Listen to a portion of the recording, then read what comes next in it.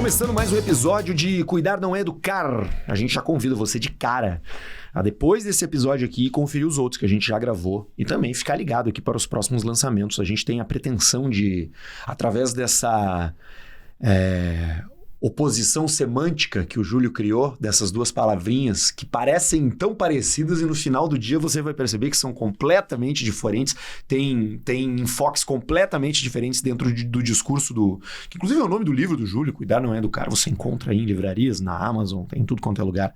E a Editora Sinodal também. Editora Sinodal também, que, inclusive Rede Sinodal é um dos nossos parceiros aqui, né? Isso. Parceiro no livro, parceiro no podcast e também um parceiro nas ideias, uma marca que compartilha dessa filosofia que a gente traz por aqui nas dinâmicas de relacionamento entre pais e filhos, cuidadores e protegidos, pessoas de mais idade, pessoas de menos idade. Certamente, se você não tem alguém assim na sua vida, você conhece alguém que tem, e espero que esse podcast, que esse episódio e que todos os outros possam contribuir para essas dinâmicas serem mais saudáveis e mais solidárias. Né? Da mesma maneira que está com a gente aqui o Hospital Moinhos de Vento, uma outra instituição completamente conectada ao que a gente se propõe aqui com Cuidar Não É Educar. E hoje a gente vai falar sobre um assunto que ele é muito moderno, ultramoderno. Ansiedade, pais ansiosos. Eu tenho a sensação, Júlio, de que se eu ficar ali no Instagram dando scroll ali nos reels ou nos posts ali, daqui a pouco vai aparecer alguém com a cura para a ansiedade. Porque aparentemente a ansiedade é algo que penetra 100% da população hoje em dia. E pais ansiosos, pais com excesso de futuro, pais com medo, que tipo de desdobramento isso tem numa relação com os seus protegidos? Pois é. Se tu me permite, eu vou tentar tirar a palavra ansiedade do grau de patologia. Claro, perfeito. Para colocar ela num âmbito de sentimento de obrigatoriedade. Opa! Quer dizer... Por favor, explique-se. Explique-se. Vamos explicar. Eu não sei o que acontece na cabeça de um homem e de uma mulher que quando... engravida ou nasce um filho, seja ele planejado ou não, vira um negócio na cabeça do cara e ele começa a ficar sério. Começa, como é que eu vou dizer? Vira pai. Vira pai e mãe. Agora eu virei pai, agora eu sou sério. Agora eu sou sério. Agora eu acordo cedo. Agora, ou não durmo. Tomo café da manhã. Agora eu não durmo não por causa das festas, eu não durmo porque tem que acompanhar a mãe. Ou a criança está com dor de... Não faz mais piada, compra uma camisa. Isso aí. Penteia o cabelo. Eu acho que existe uma virada de chave que faz com que a gente fique preocupado. Meu pai dizia, quando tu tiver filho, antes de eu ter filho, quando tu tiver filho, tu nunca mais vai dormir direito. E ele estava certo? Eu acho que para a maioria das pessoas é verdade, mas não porque as crianças tirem o sono da gente, é pelas coisas que a gente pensa que o sono vai embora. E eu acho que o mamífero, e qualquer outro animal, não só o mamífero, ele protege o seu rebento, porque... Do predador. Do predador, claro. Porque isso está na gênese da vida que você vive, se desenvolve e estabelece uma sucessão para sua espécie, né? E tem que proteger essa sucessão, senão não acontece. Claro, a criança está dormindo à noite, um bebezinho, e a mãe vai lá ver se ela está respirando. Porque ela tem medo que aquela criança se engasgue. Então, esse estado de antecipação, de criação de um espaço de proteção, é o medo do predador. Isso é inato da natureza. A gente tem que cuidar do predador. Bom, mas tem alguma coisa na cabeça humana, além desta preocupação que se cria, que é a fantasia das preocupações. É engraçado isso, que a gente começa a imaginar o futuro. A gente já falou até sobre isso, né? Se brincar disso vai se tornar assim. Uma vez uma mãe numa palestra, ela me perguntou assim, doutor, eu tenho um problema muito, muito grave na minha casa, porque o meu marido luta judô e ele está ensinando meu filho a lutar judô. O senhor acha certo isso? Eu disse, mas qual é a sua preocupação? Não, se isso não vai fazer com que o meu filho se torne uma pessoa agressiva. Tadinha dela, ela é uma preocupação genuína de mãe, né? Mas tu vê que isso é uma ansiedade. Primeiro, ela já tem que ficar contente que o guri tem um pai. Segundo, e que está fazendo exercício. O pai está ensinando alguma coisa para a criança. E super conectado, né? Claro, próximo, né? Claro. Isso, então tu vê que às vezes as coisas acontecem até sadiamente numa casa e mesmo assim tem preocupações. Então isso é que eu chamo de pais ansiosos. Há uma desconexão sempre com a sensação de que estão devendo alguma coisa na educação da criança, ou que estão exagerando. Ah, não, nós estamos mimando. Ah, não, nós estamos dando amor demais. Ah, não, nós estamos dando amor demais. Está sempre fora da realidade. A cabeça está fora, porque a preocupação com as consequências. Isso é que eu chamo de pais ansiosos. Um estado permanente de tensão, preocupados com as consequências do que estão fazendo ou deixando de fazer. E aí a gente é inflado, como tu bem disse antes, inflado por informações. Não pode isso que faz mal, não pode aquilo que faz mal, não pode usar a tela porque o olho não sei o quê, não pode aquilo porque não sei o quê, não pode aquilo. E aí a criança, não pode por causa do limite, e se não fizer isso a criança fica desrespeitada. É um mundo de informações que a gente recebe dentro de casa, Arthur, que a gente já aumenta a nossa... Isso é que nem a época da pandemia, né? A pandemia é um vírus, se cuidando, a máscarazinha, não tá, mas aquele mundo de informação de gente morrendo na Itália, na Amazônia, o cara vai enlouquecendo com isso, Arthur. Então, a minha ideia de chamar atenção, a nossa ideia de chamar atenção é o seguinte, que procure não imaginar que a vida é pior do que já é, ou que a vida é mais difícil do que já é. A gente já tem o dia a dia para cuidar das crianças, se levanta cedo e ela não quer botar roupa, não quer ir para a escola e não fez os temas, e aquela confusão do café e o marido não acorda, a mulher não está de mau humor, o que é o normal de uma casa. Agora, achar que isso vai estragar uma criança não dá. Ou porque eu disse para a criança, ou porque eu fiquei de mau humor, não é assim. Então, eu queria ajudar os pais a poder conversar com seus filhos e no sentido de o que está acontecendo agora. Uhum. Não é o futuro, o que está acontecendo agora. Hoje ele ficou tantas horas no computador, eu acho que isso é demais, eu vou ajudar ele a jogar bola. Pronto. Mas não é porque o computador... Que lá na frente, daqui a 10 anos, ele vai ser o fulano, vai ser de determinada maneira. Isso, então os pais ansiosos é esse sentimento de dívida e erro permanente, como se qualquer coisa que fizesse deixar de fazer vai estragar a criança. E até porque a gente é a consequência de algo já, e isso é inevitável. E muito provavelmente não vai ser a consequência do que o pai pensa que é, né? Tipo, se ele ficar muito tempo no computador, daqui a 10 anos ele vai ser X. Não, ele vai ser outra coisa, que vai consequência de outra coisa. Então tu não consegue abraçar todas as causas. E tu nem deveria tentar abraçar as causas e resolver as causas, porque chega a ser utópico, né? Eu nunca imaginei que eu ia estar aqui num negócio desse de programa de podcast contigo. Nem sabia quem tu era. Sim, não, é evidente. Nós somos apresentados pelo Zé Pedro Goulart, e a gente se interessou um pelo outro, começamos a montar isso aqui, mas quando eu tinha 5 anos eu não sabia. Não foi porque tu brincou de microfone no rádio que tu virou podcaster. Não. Então, o pai e a mãe ansioso é esse pai e mãe que tem muita vontade de controlar a vida pelo pensamento.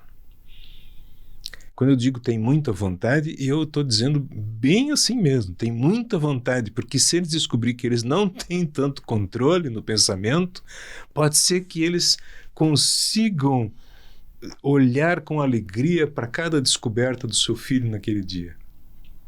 Isso é muito difícil isso, Arthur, porque tem uma maluquice na cabeça do pai e da mãe que é estar em estado permanente de preocupação. Então, como escapar disso, ou pelo menos uma boa parte do dia disso, para estar em contato com o que a criança está fazendo. Eu não sei bem se eu sei fazer isso, talvez eu saiba, mas foram anos de treinamento para isso aqui. Então, isso que nós falamos no começo sobre a ansiedade é um estado de antecipação, mas do pensamento. Não é real. Eu gosto da ideia do excesso de futuro, né? É muito futuro. É muita coisa que vai acontecer se eu fizer de determinada maneira. É muita coisa que vai... É muita coisa. É um excesso de futuro, é muito futuro e pouco presente. Sabe que eu estava lendo Nietzsche esses dias e ele estava fazendo um comentário sobre que os alemães, isso no século XIX, em 1870, estavam muito acelerados. A vida estava ficando muito rápida. Isso em 1870, ele já estava achando agora. Isso. Pois é. Aí o Walter Benjamin, em 1920, 1930, ele começa a falar sobre a aceleração da experiência do tempo, que é uma coisa fantástica mesmo, né? O meu bisavô, quando veio da Alemanha para o Brasil em 1900, ele parou no Porto do Rio, veio até Santa Catarina, numa cidadezinha chamada, hoje se chama Schroeder, né? Ele entrou lá, um dos primeiros moradores, corta-mato e tal, e ele sabia escrever. Ele tinha deixado na Alemanha uma namorada. Ele escrevia cartas para ela. Sabe quanto tempo levava uma carta para chegar na Alemanha em 1900? 6 meses. 6 meses. Então, se o cara escreve a carta hoje... Ela vai ler no verão. Aliás, no inverno. E aí eu vou receber a minha resposta daqui a um ano.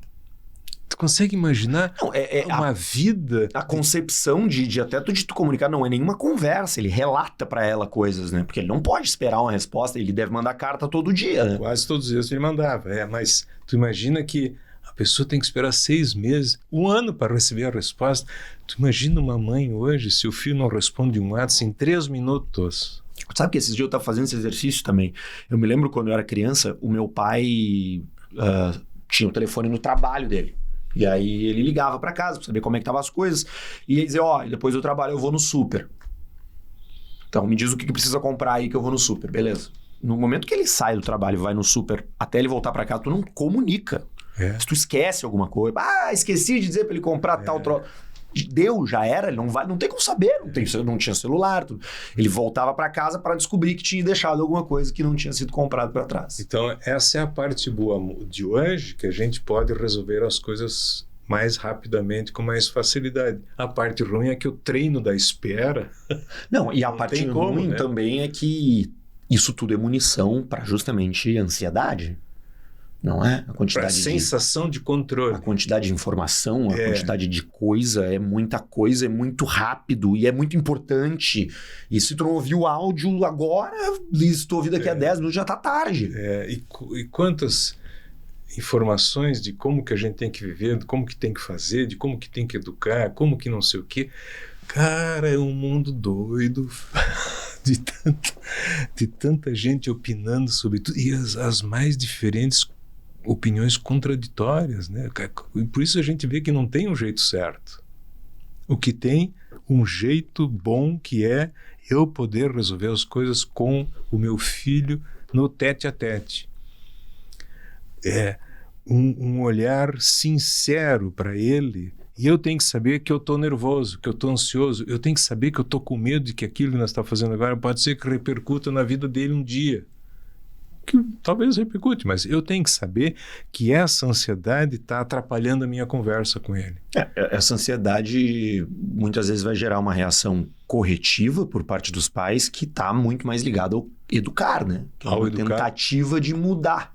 E a um futuro que eu imagino como será. Eu não consigo imaginar que o meu filho hoje tem... Com nenhum embasamento, né?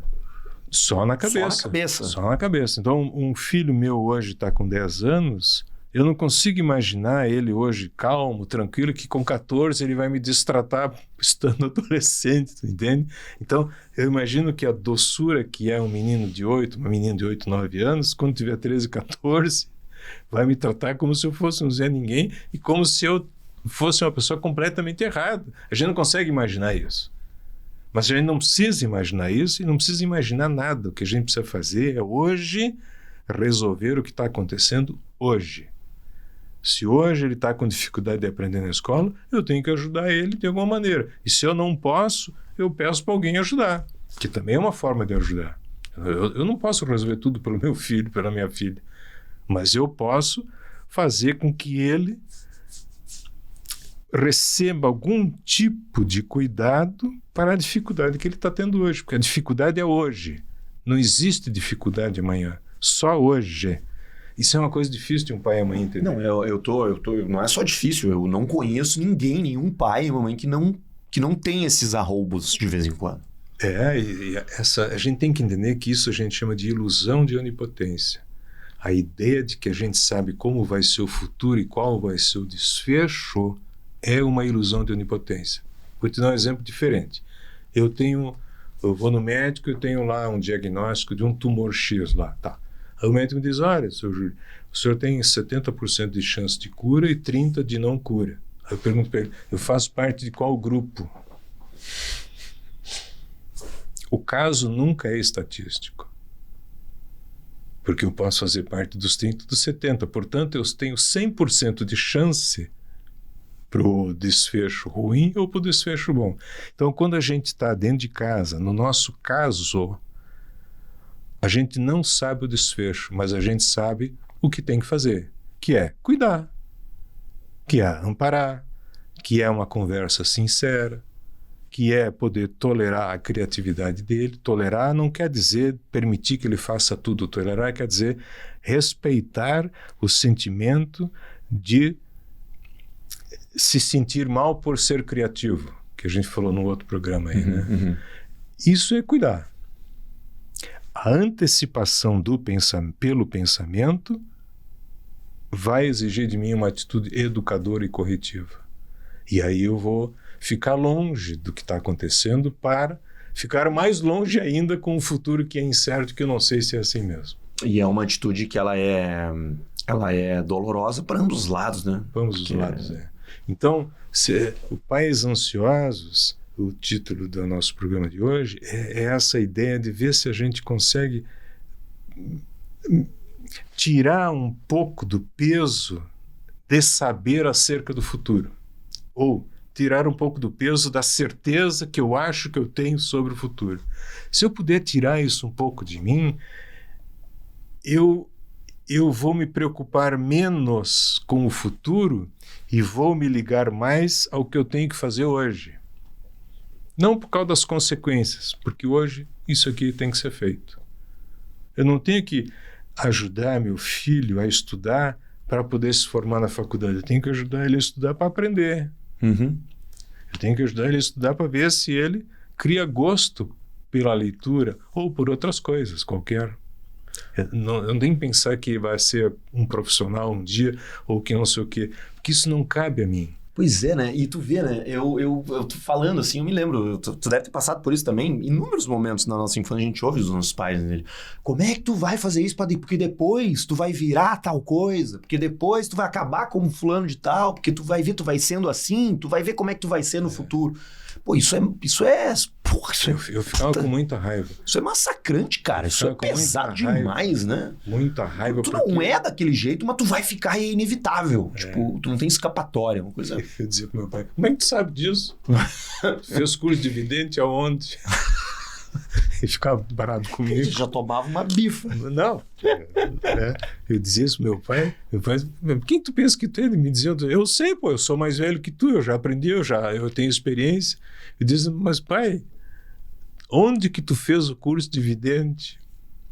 E eu queria pincelar, eu queria pincelar pelo menos a parte... Tô vendo a cara do meu pai agora. Do lado, na frente. eu queria pelo menos pincelar, Júlio, a questão patológica da ansiedade, porque isso é algo presente hoje na vida das pessoas, assim, né? Muitas pessoas se sentem ansiosas e tá cheio de remédio aí para isso, assim, né? Então... Pois é, Arthur.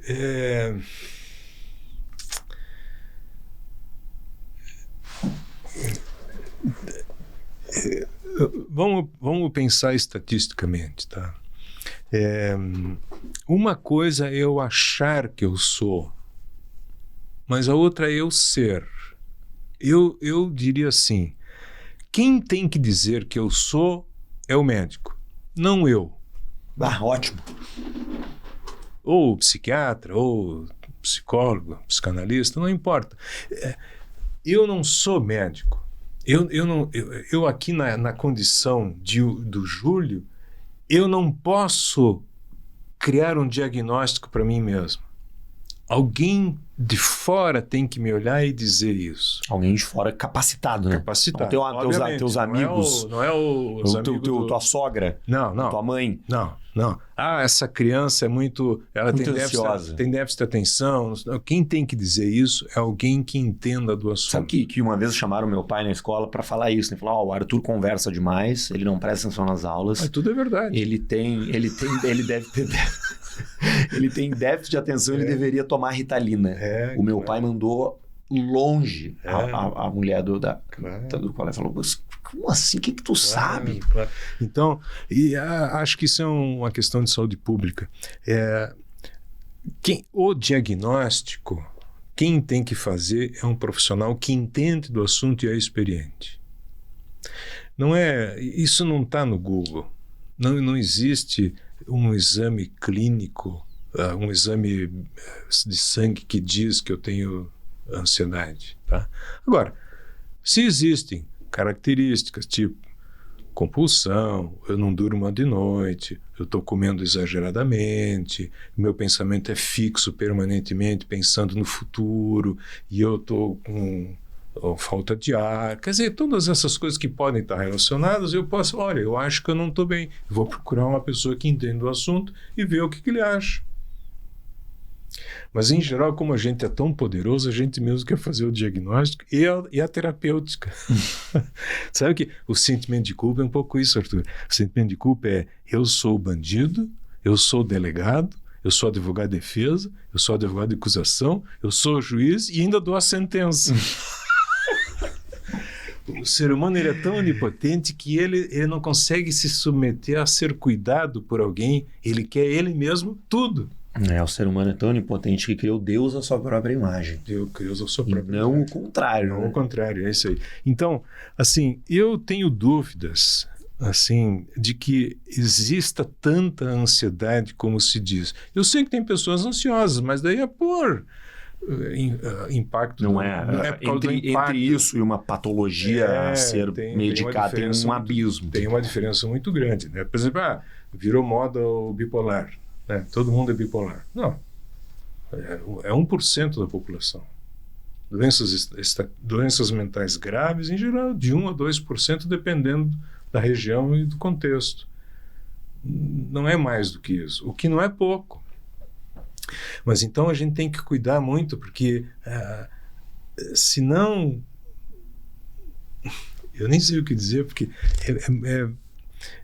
se a gente quer realmente saber se é ansioso, procure um profissional. Marca uma consulta, mas isso não é para dar dinheiro para os colegas, entende? Não. É para eu baixar a bola e pedir uma ajuda real, porque senão eu fico imaginando da minha cabeça a desgraça, o terrível.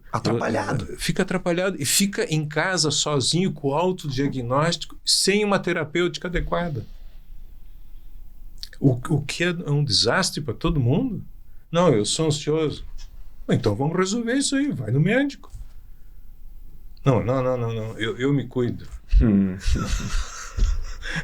O ser humano é doido, Arthur. Doido demais. É doido, porque ele vai no médico, ainda briga com o médico com o diagnóstico e não compra o remédio. Não concorda. Eu sou contra o remédio, mas eu conto porque tu é a favor da doença, pô.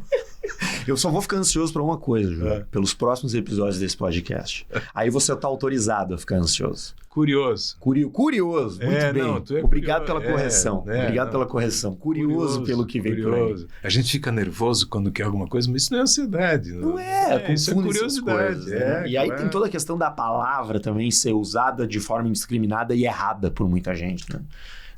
E acabar explicando o que não é. Só que ela funciona bem. Dá para ser um pouco mais fácil a vida desde que a gente não pense demais. Essa daí é para matar mesmo, hein? Pensar no sentido de um circuito fechado. De ficar ali remoendo a ideia. Certeza de que o meu pensamento é real, né? Tá bem. Júlio, muito obrigado, viu? É sempre uma máquina de gerar insights essas nossas conversas aqui. Que legal. Bom demais. Cuidar não é educar é o nosso programa. Júlio Valls é ele, Arthur Gubert sou eu e os nossos episódios estão aqui no YouTube, também nas plataformas de áudio como Spotify, você confere tudo. Até Até o próximo. Um abraço, Arthur.